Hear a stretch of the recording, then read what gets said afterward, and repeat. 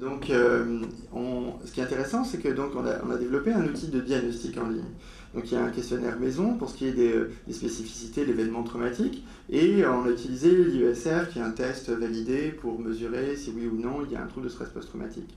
Il y a 2289 personnes qui, à ce jour, ont complété le diagnostic en ligne, et on a pu faire une étude sur environ 1840 personnes.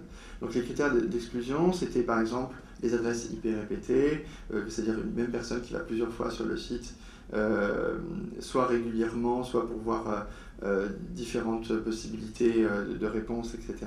Et les scores aberrants. Alors, donc on a pu voir que les personnes qui ont pris part au test, il y en a à peu près 1460 qui avaient un trouble de stress post-traumatique assez fort. Donc on a pu aussi, ça nous a permis en fait d'avoir une base de données de 1840 personnes avec les possibilités en fait de croiser plein de mesures. Et ça c'est vraiment intéressant au niveau de la recherche parce que c'est très rare d'avoir une base de données aussi importante avec une puissance statistique aussi importante qui nous permette de croiser des mesures comme par exemple, est-ce que les personnes ces personnes-là ont vécu l'événement traumatique, ont été témoins, ont été confrontées, comment ont-elles réagi, est-ce qu'elles ont agi de peur, impuissance, horreur ou les trois, est-ce que c'était un événement catastrophique, un événement, une agression sexuelle, et de regarder à ce moment-là comment diffèrent les symptômes en fonction des différents événements, déterminer des facteurs de risque. Donc là, par exemple, c'était toute la liste des événements traumatiques qu'on avait répertoriés.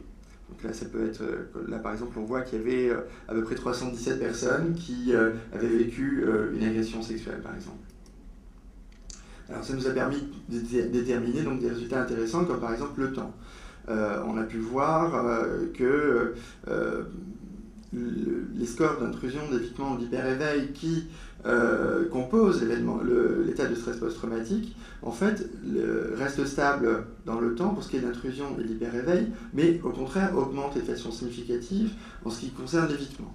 Donc pour nous, ça c'est très intéressant de comprendre comment le trauma va évoluer avec le temps. Et ce genre, en fait, finalement, de site web qui, à la base, se veut un outil de santé publique, nous permet également de faire de la recherche. Donc c'est vraiment intéressant. Donc par rapport à un site web, ce qu'il faut penser, c'est comment augmenter les visites. Augmenter les visites, il y a différentes stratégies. Il y a la publicité, il y a le réseau, il y a les mailing lists, la presse, il y a Google, comment bien apparaître sur Google, et il y a Google Program. En fait, c'est un programme de Google qui permet, un petit peu comme les Samaritains, etc. Là, en fait, c'est pour tous les organismes à but non lucratif qui diffusent de l'information en santé. On participe à un programme de chez Google et si on obtient cette forme de subvention, on a une subvention en clic. C'est-à-dire que Google va nous donner un budget virtuel pour faire la publicité gratuitement sur Google. Et donc ça nous permettra, par exemple, si la personne tape trauma sur Google, d'apparaître automatiquement dans le bandeau de publicité. Donc je vais terminer. Donc, bon, il y a des coûts de maintenance, le coût annuel du programmeur, du coordinateur, la publicité.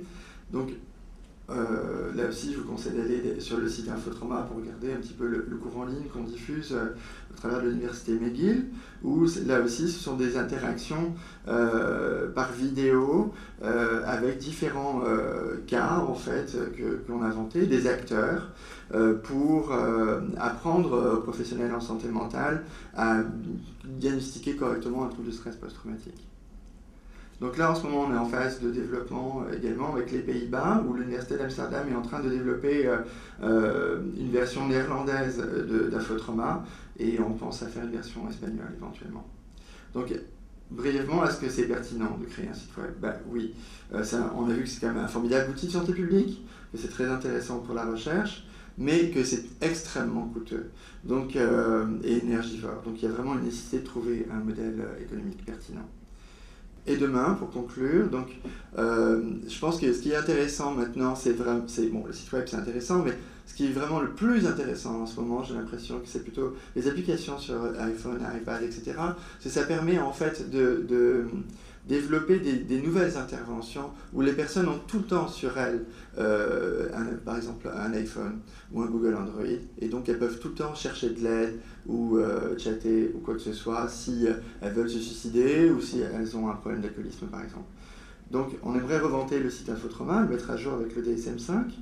Et en ce qui me concerne, donc, je vais essayer de développer un site similaire avec des applications iPhone, iPad aussi, pour le deuil compliqué pour Harvard Medical School.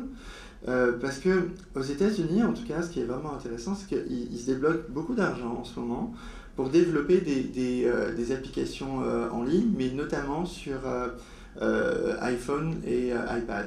Par exemple, on a un collègue, Joe Rozek, qui a développé pour les vétérans américains une application en ligne sur le trauma et qui a été quand même présentée par la Maison Blanche. Et aujourd'hui, il a reçu donc de l'argent pour développer 18 applications en ligne sur les troubles de santé mentale. Donc c'est vraiment un futur qu'il faut regarder de près. Voilà, je vous remercie.